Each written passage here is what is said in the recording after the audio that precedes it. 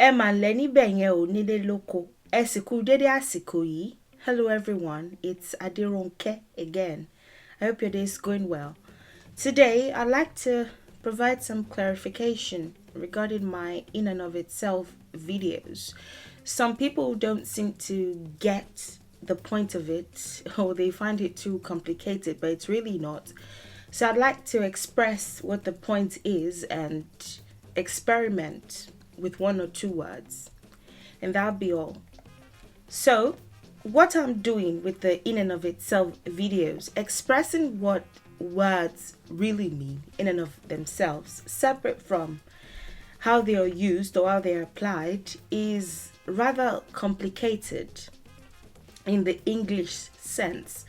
And it's complicated because English is less original. It's made up of several borrowed languages, and to look at what those words are in and of themselves would be too daunting a task. You would have to have control of Germanic languages and Greek and Latin and French and Arabic, and some Yorùbá and some this and some that.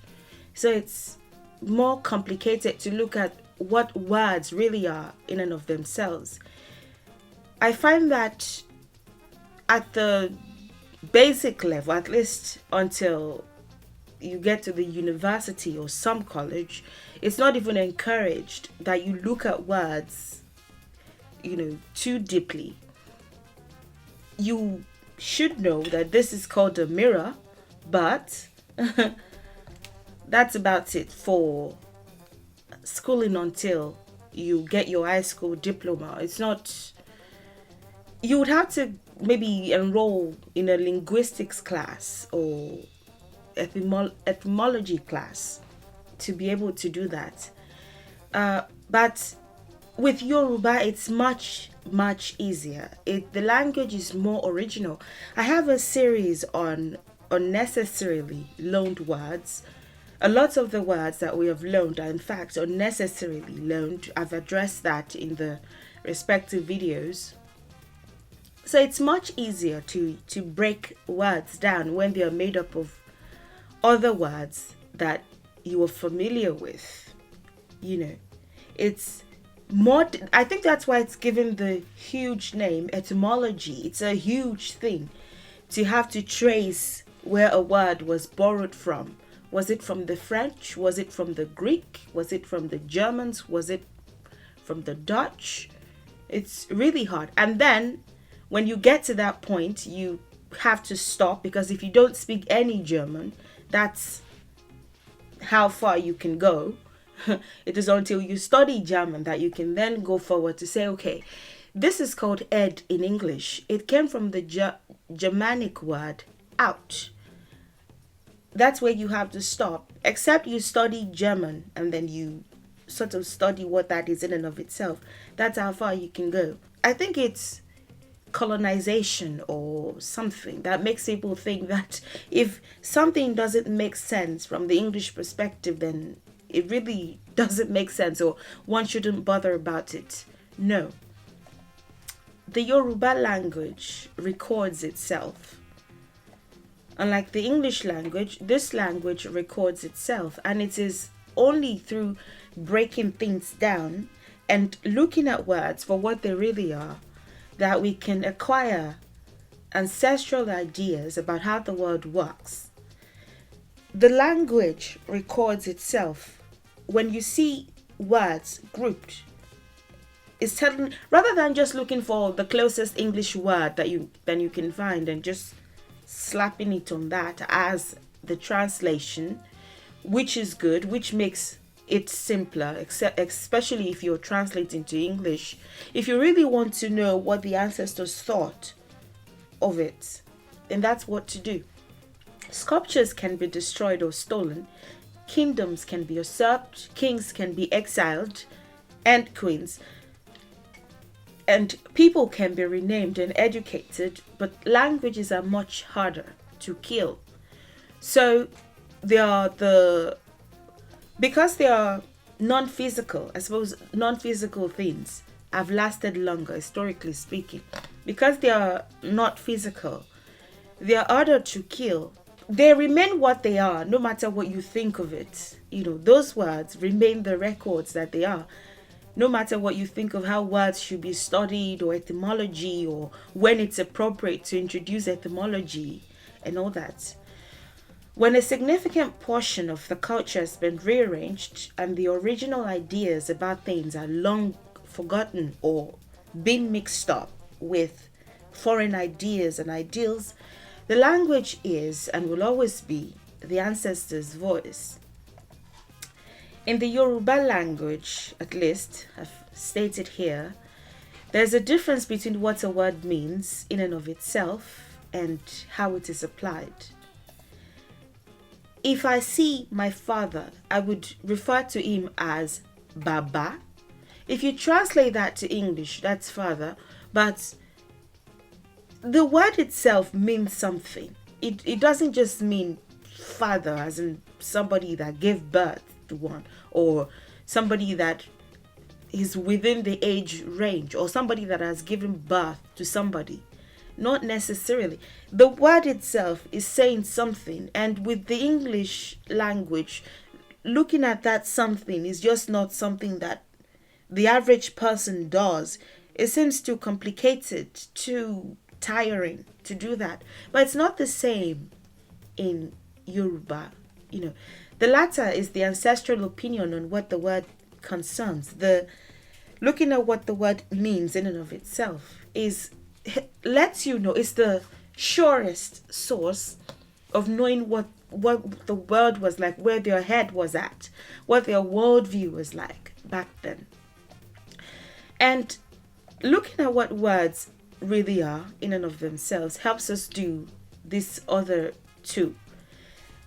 First, you look at what the word really means, and then you ask yourself, what does it tell me about what to think of that thing that it concerns? Or what does it tell me, at least, about what was thought of that thing that it concerns?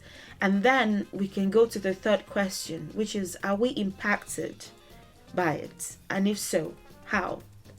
And I will answer these three questions soon, experimenting with the word Ori. Ori, if you want to make things simple, if you're translating, is head, particularly because this is the part of the body that we refer to Ori as well as Yoruba people. And it's the part of the body that is referred to as the head by the English. Then it works. It's from the Germanic out. If you break Ori down for what it really is, that's how you know what the ancestral idea about the head is. This part of the body, what the ancestors thought of it, what they called it, and what they thought of it. The O here is the noun maker. Typically, nouns contain at least one adjective or at least one verb that gives you a deeper idea.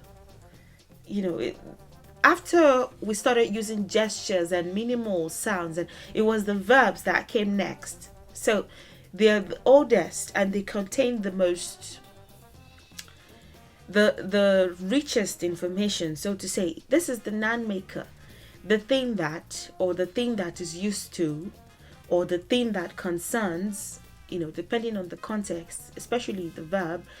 This verb here, at its basic level, ri, is see, can also be experience or discover or find or visit or attend to.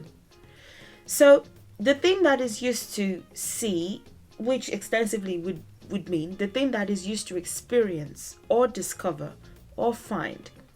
It gives you the idea that there's a chance that the Yoruba people see it much more differently than just a body part that exists at the top of the body.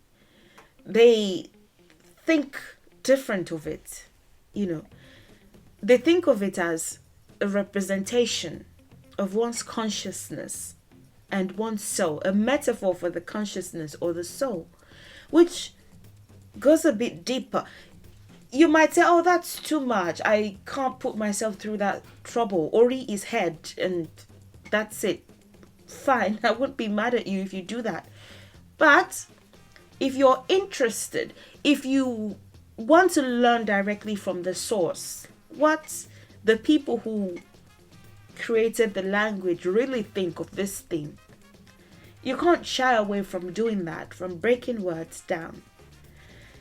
It has more meaning, it's more powerful, deeper to the Yoruba people. You can't just say Ori is head and go about your... It is what we call the head, but the two words are not equivalent of each other at all. They don't carry the exact same meaning or value or depth.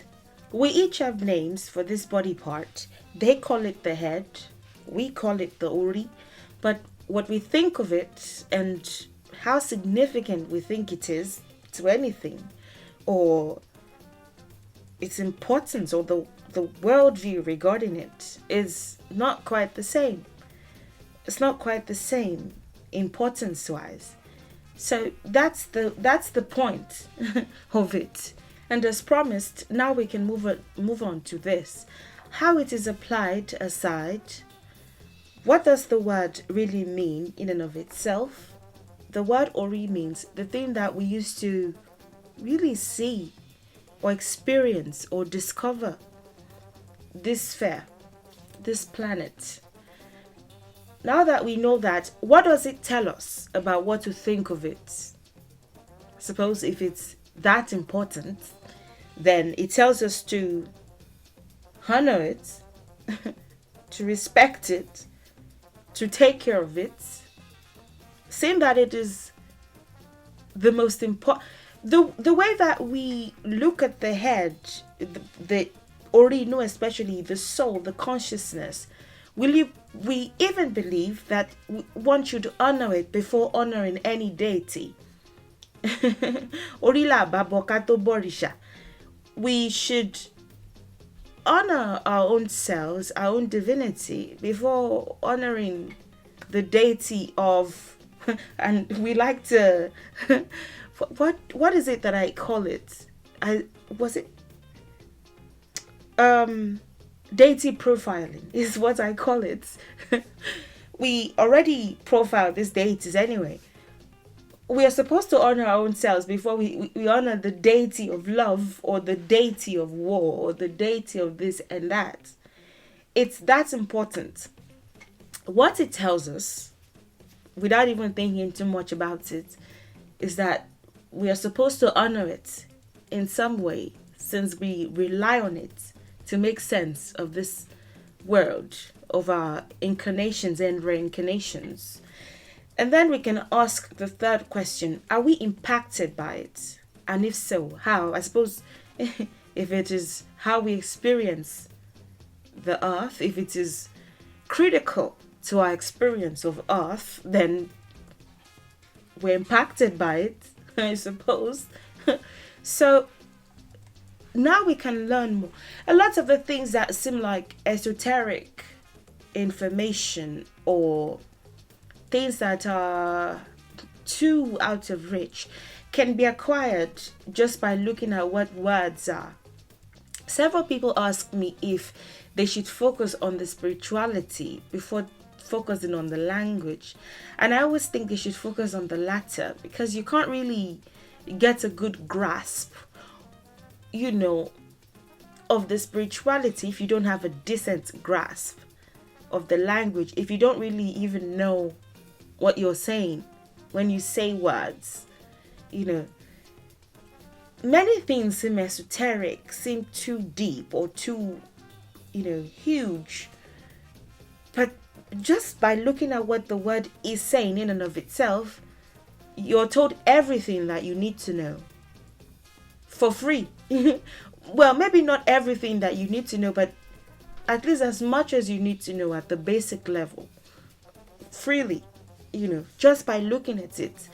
It gives you an idea that just by looking at what the word ori is in and of itself, you already know that it's the thing that we use to experience this fair. It has some importance to it. When you then take a class on the ori and how to honor it, then you already have as much as you need to know down just by looking at the language. This brings me to this comment by Omowale regarding the last in and of itself video that I made. Now, baby girl, I'm his baby girl. Don't confuse me with the etymological origins of Yoruba words. There's nothing confusing about it. It's just our words. Why would that be confusing? You don't have to trace that to Germany or trace that to France to make sense of it. Why is it so confusing? If I were teaching English to students, I would not add to their difficulty. English and Yoruba are not the same. They can never be either. And I say that with all element of respect. They are not the same. And you can't decide that what you're always going to do is make sense of Yoruba through English lens. You won't understand the language that way or enjoy it. By saying that the word window in and of itself is not window, well, I would not add to their difficulty. I don't know why by saying that the word window in and of itself is not window. What we call a window was originally a door. It was a door for the wind to come into the dwelling, to let smoke out or to let fresh air in. It was a window, which over time became window. While that is true, by the way, that is not true. The word window has Norse origins, and it's vinder and ogre combined. So vinder is wind, vind is wind, ogre is high, vindoga became window. Norse is not Germanic. Vind and ogre became window.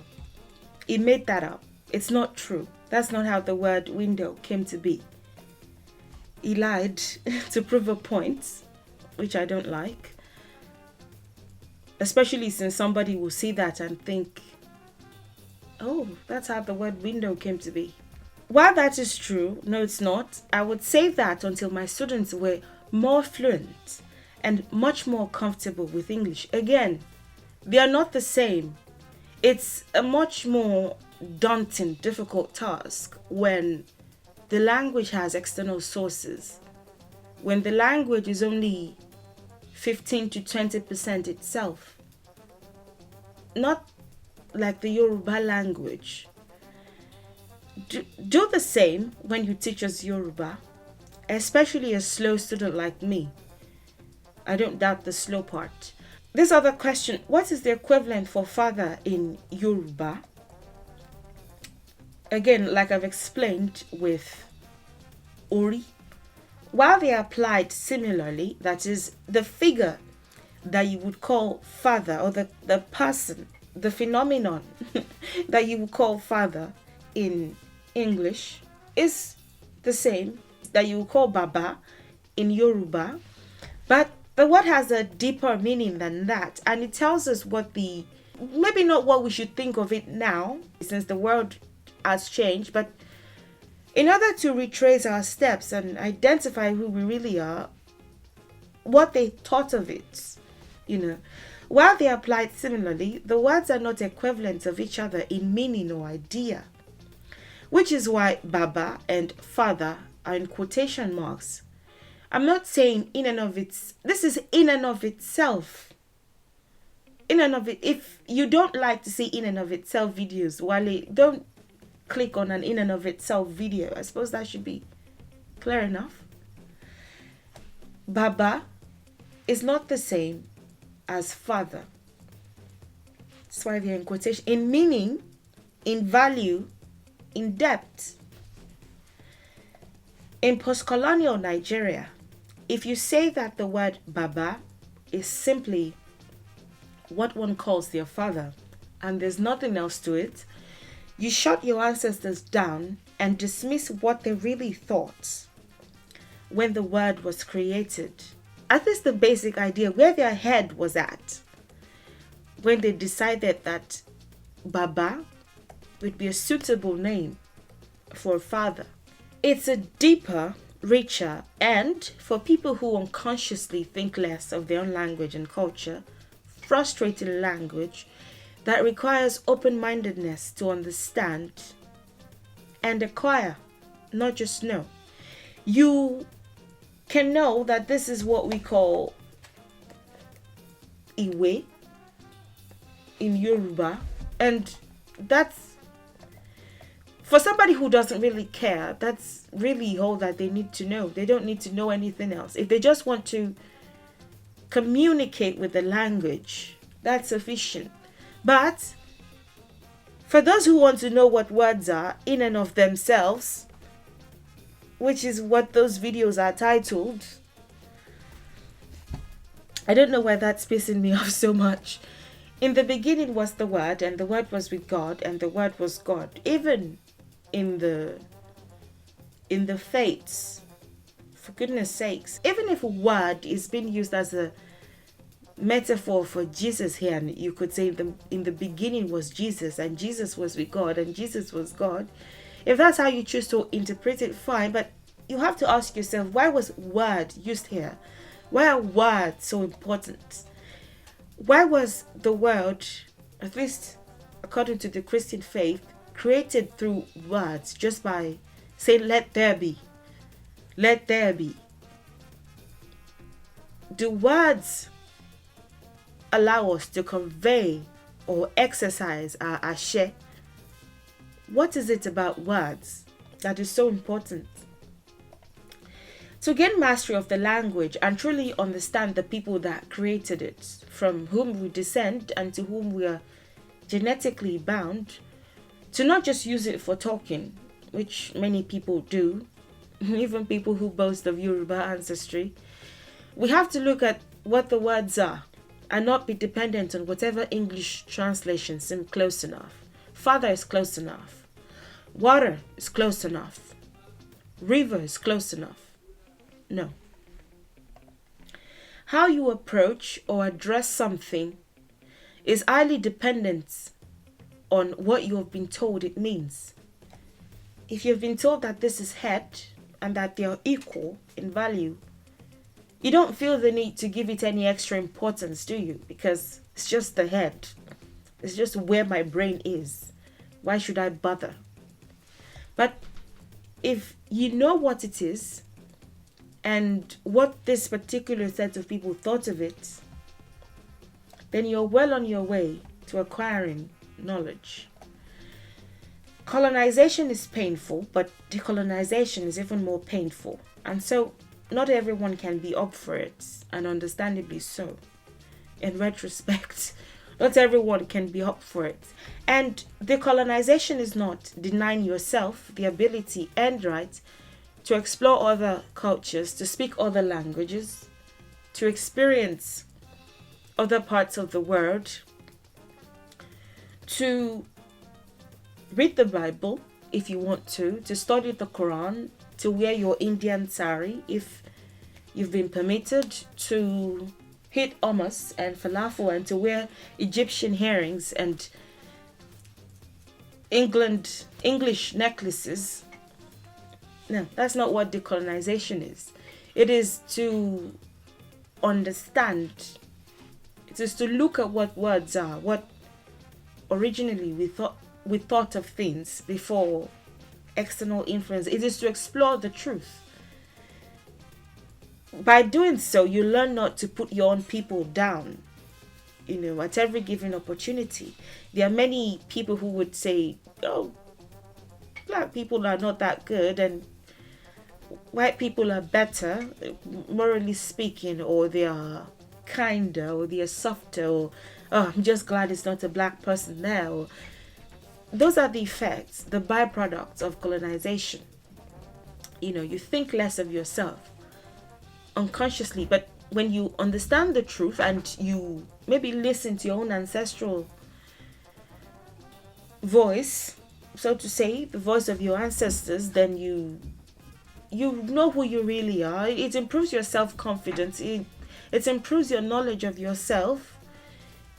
It helps you see the world differently, especially in the way that your ancestors thought it worked.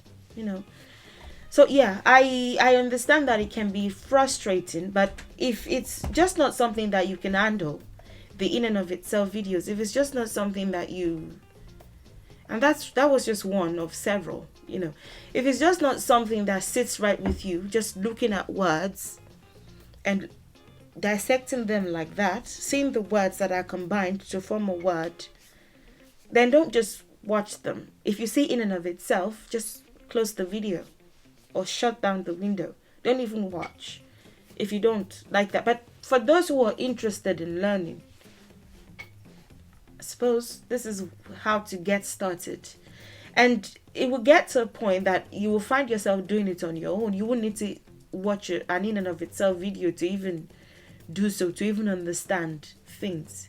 You would be able to notice patterns and word combinations, and you would be able to make sense of many things that are now grouped under esoterics, but really was how we lived back then. It was just simple knowledge back in the day, yeah. If you have any questions, please don't hesitate to ask, and I'll see you in the next video. Enjoy the rest of your day, and bye for now.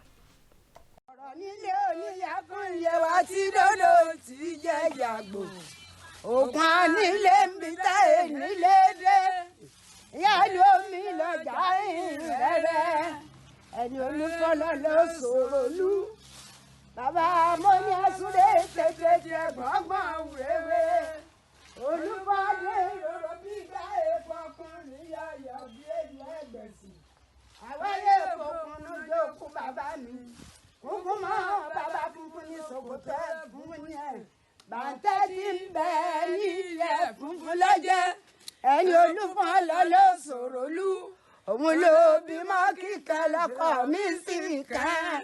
Ewa bawa se kule dase o bilo yagbaye ari òṣèlú mo ni asure tete